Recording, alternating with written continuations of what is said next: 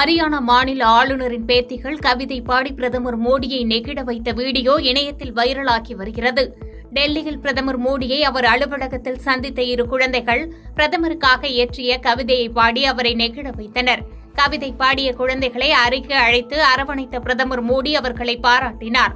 இந்த குழந்தைகள் ஹரியானா மாநில ஆளுநராக இருக்கும் பண்டாரு தத்தாத்ரேயாவின் பேத்திகள் என்றும், பண்டாரு தத்தாத்ரேயா குடும்பத்தினர் மரியாதை நிமித்தமாக பிரதமர் மோடியை சந்திக்க வந்தபோது இந்த குழந்தைகள் பிரதமருக்காக இயற்றிய கவிதையை பாடியதாக கூறப்படுகிறது.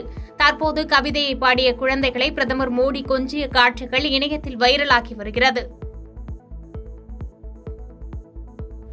சபாநாயகர் இருக்கை அருகே வைக்கப்பட்டுள்ள செங்கோலை அகற்ற வேண்டும் என்று சபாநாயகர் ஓம் பிர்லாவுக்கு சமாஜ்வாதி கட்சி எம்பி ஆர்.கே. சௌத்ரி வலியுறுத்தியுள்ளார்.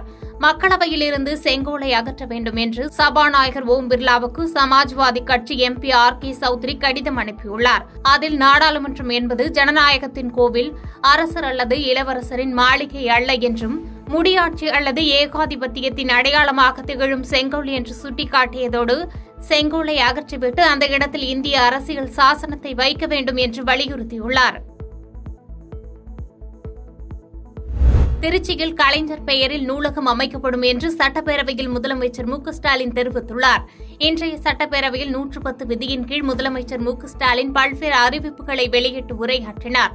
அதில் ஒசூரில் 2000 ஏக்கர் பரப்பளவில் ஆண்டுக்கு 3 கோடி பயணிகள் வந்து செல்லும் வகையில் பன்னாட்டு விமான நிலையம் அமைக்கப்படும் என்று தெரிவித்தார். மேலும் மதுரை, கோவையை தொடர்ந்து திருச்சியில் கலைஞர் பெயரில் நூலகம் மற்றும் ஆராய்ச்சி மையம் அமைக்கப்படும் என்றும், கோவையில் நூலகம் மற்றும் அறிவியல் மையம் அமைக்கும் பணிகள் விரைவில் தொடங்கப்படும் என்றும் தெரிவித்தார்.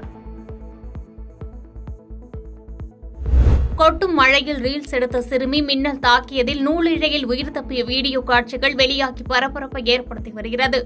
சமூக வலைதளங்களில் இளைஞர்கள், சிறுவர்கள் என அனைவரும் வித்தியாசமான செயல்களில் ஈடுபட்டு ரீல்ஸாக பதிவிடுகின்றனர். அதிக லைக்குகளை பெற இவ்வாறு முயலும்போது விபரீதத்திலும் முடிகிறது.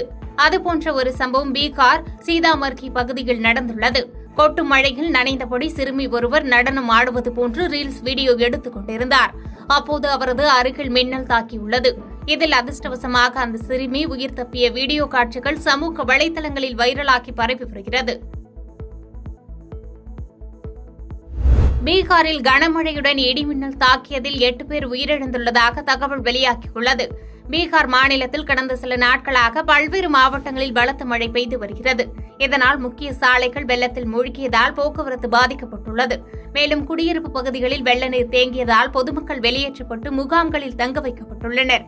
மேலும் இதுவரை பெய்த பரவலான மழையில் இடிமின்னல் தாக்கியதில் 6 மாவட்டங்களில் 8 பேர் உயிரிழந்துள்ளதாக தகவல் வெளியாகியுள்ளது.